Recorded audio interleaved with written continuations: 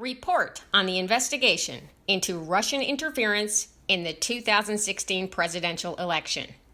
Volume 1 of 2. Special Counsel Robert S. Mueller III, Washington, D.C., March 2019. Introduction to Volume 1.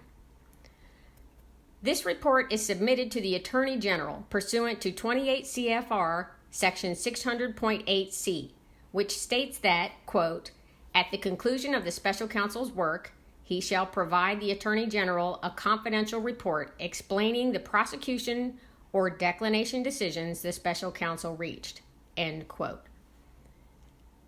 The Russian government interfered in the 2016 presidential election in sweeping and systemic fashion. Evidence of Russian government operations began to surface in mid-2016. In June, the Democratic National Committee and its cyber response team publicly announced that Russian hackers had compromised its computer network. Releases of hacked materials, hacks that public reporting soon attributed to the Russian government, began that same month. Additional releases followed in July through the organization WikiLeaks, with further releases in October and November. In late July 2016, soon after WikiLeaks' first release of stolen documents, a foreign government contacted the FBI about a May 2016 encounter with Trump campaign foreign policy advisor George Papadopoulos. Papadopoulos had suggested to a representative of that foreign government that the Trump campaign had received indications from the foreign government that it could assist the campaign through the anonymous release of information damaging to Democratic presidential candidate Hillary Clinton. That information prompted the FBI on July 31st, 2016, to open an investigation into whether individuals associated with the Trump campaign were coordinating with the Russian government in its interference activities.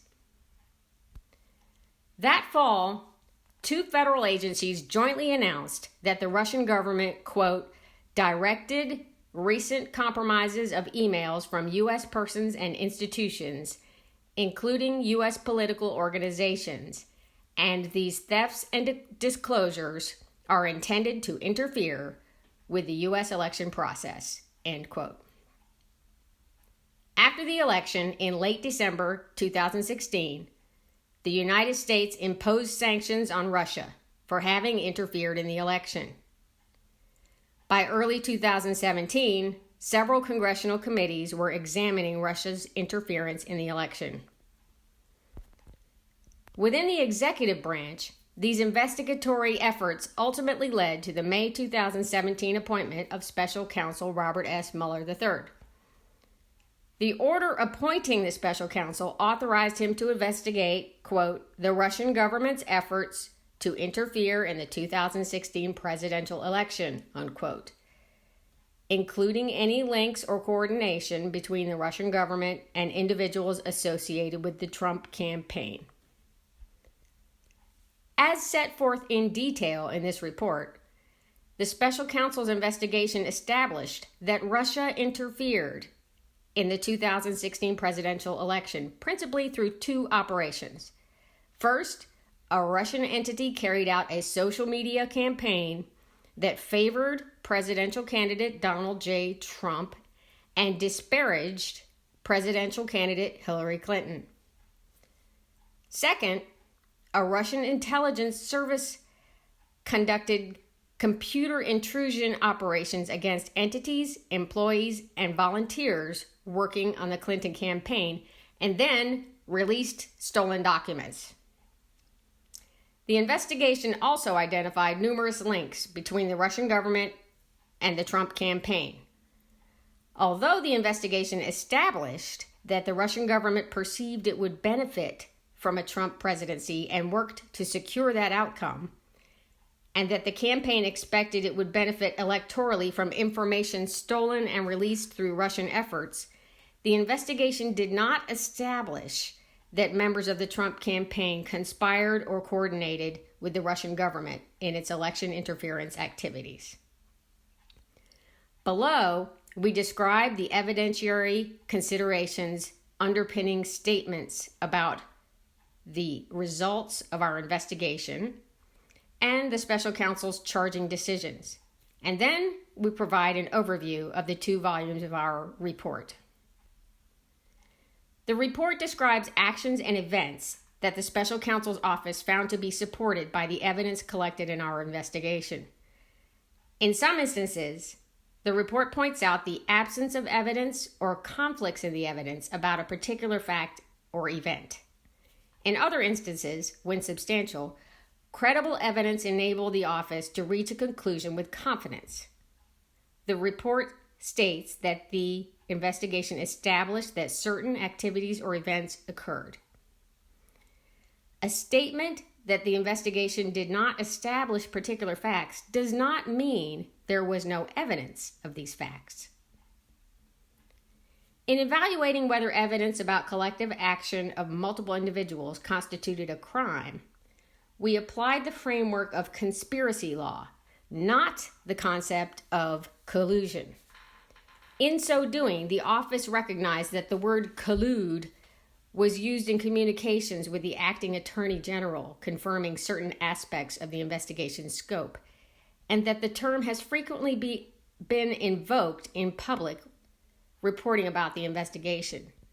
But collusion is not a specific offense or theory of liability found in the United States Code, nor is it a term of art in federal criminal law. For those reasons, the office's focus in analyzing questions of joint criminal liability was on conspiracy as defined in federal law. In connection with that analysis, we addressed the factual question whether members of the Trump campaign coordinated, a term that appears in the appointment order, with Russian election interference activities. Like collusion, coordination does not have a settled definition in federal criminal law. We understood coordination to require an agreement, tacit or express, between the Trump campaign and the Russian government on election interference. That requires more than the 2 parties taking actions that were informed by or responsive to the other's actions or interests. We applied the term coordination in that sense when stating in the report that the investigation did not establish that the Trump campaign coordinated with the Russian government in its election interference activities. The report on our investigation consists of 2 volumes. Volume 1 describes the factual results of the special counsel's investigation of Russia's interference in the 2016 presidential election and its interactions with the Trump campaign. Section 1 describes the scope of the investigation. Sections 2 and 3 describe the principal ways Russia interfered in the 2016 presidential election. Section 4 describes links between the Russian government and individuals associated with the Trump campaign. Section 5 sets forth the special counsel's charging decisions. Volume 2 addresses the president's actions towards the FBI investigation into Russia's interference in the 2016 presidential election and related matters, and his actions towards the special counsel's investigation. Volume 2 separately states its framework and the considerations that guided that investigation.